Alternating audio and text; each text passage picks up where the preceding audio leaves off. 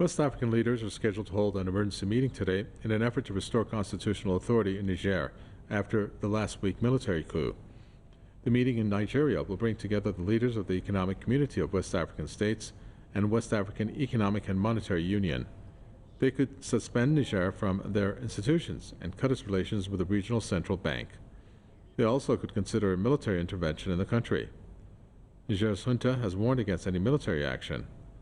On Wednesday, head of Niger's Presidential Guard, General Abdurrahman Chiani, declared himself the new leader of the country after toppling President Bazoum. The coup has been widely condemned in the world.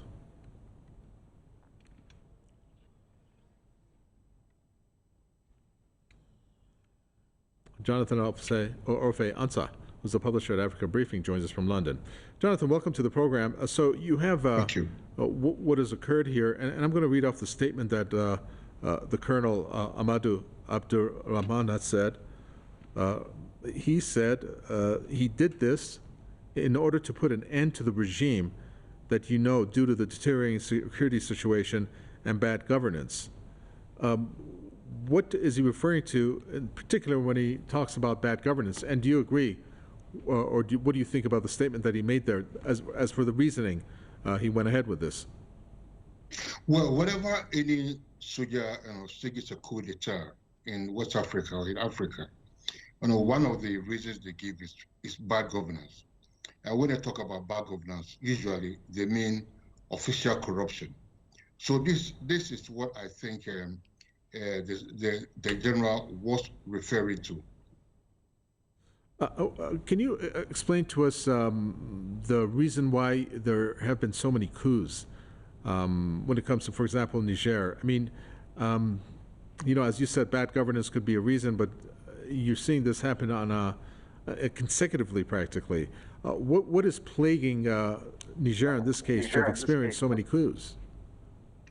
Well, Niger actually, since it gained independence in the 60s, I mean, it's had only one democratically elected president, being the ousted President Bazoum. Okay, they've been largely been ruled by military government. So this comes as not a big surprise, but the situation in the Sahel, the jihadist insurgencies, has been the reason, why most of this, well, you take Mali, you take Burkina Faso, the reasons why where the soldiers give for staging this coup, because they think the governments, haven't been doing enough to stave off, the jihadist insurgencies.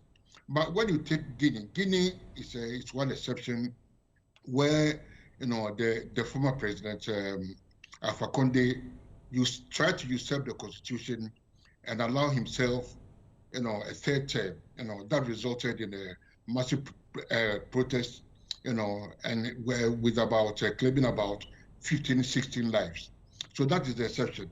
But the rest of the Mali, Burkina Faso, and lately Niger, they also cite, the government, the post-government's inability, to stave off the jihadist insurgencies.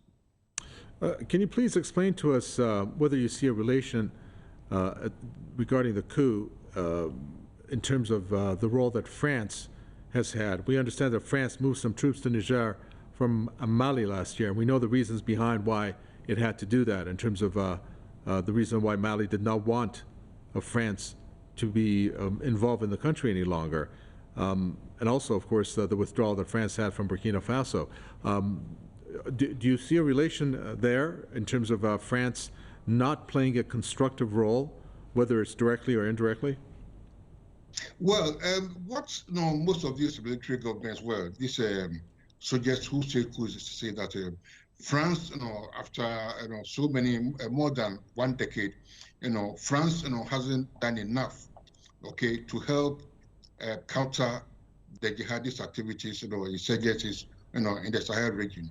So they believe that, look, and in the case of Mali, they believe that getting the Russian Wagner, mercenaries, to help, is doing more, is helping more than, France, was doing. And then, so when Mali expelled the French troops. The French troops were then stationed in Niger. And don't forget that the U.S. is also involved. The U.S.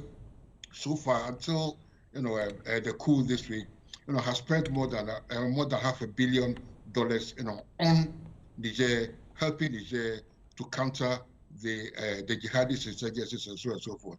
So look, the reasons maybe the soldiers wanted, they know the internal dynamics, the nuances. Sometimes the situations could be more nuanced than we outsiders see. So they might have their reasons for taking this coup. And finally, one of the things that we know that Niger has is uranium. And I'm wondering whether that is a source to bring about conflict, to bring about friction, and to have certain actors outside countries, I guess, maneuver and jostle for obtaining that very precious natural resource. What do you think? Well, that cannot be discounted, actually, because look, Niger is the world's seventh, largest producer of uranium, and its uranium, its uranium is the richest in the whole of the African region. Okay, so yes, maybe.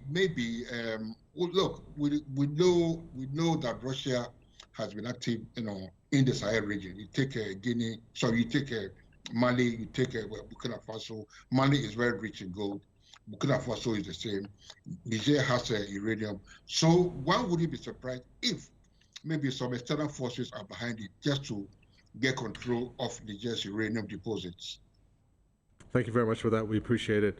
That's Jonathan Alfe Ansah talking to us, publisher of Africa Briefing. Thank you.